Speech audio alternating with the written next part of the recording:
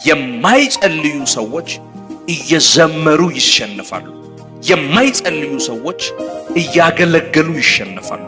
የማይጸልዩ ሰዎች በደንብ ስሙኝ እየሰበኩ ይወድቃሉ። ለምን ሲባል በጸሎት ውስጥ ብርሃን አለ።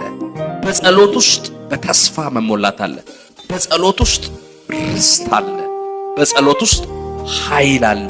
በጸሎት ውስጥ ሙላት አለ። ወጣቶች በደንብ ስሙኝ። የሚጸልይና የማይጸልይ ሰው ተመሳሳይ መዝሙር ቢዘምር ጉባኤ ላይ የሚታየው የእግዚአብሔር ክብር አንድ አይደለም። በዚህ ዘመን ደግሞ ያለው ትልቁ ችግር የጸሎት ችግር ነው። እኔ እጅግ በጣም በእግዚአብሔር ቃል ሆኜ መመክራችሁ ይሄንን ነው። ተንበርከኩ፣ ጸልዩ፣ ከእግዚአብሔር ጋር ጊዜ ውሰዱ። አይኖቻችሁ ይከፈታሉ፣ የልቦናችሁ አይኖች ይበራሉ።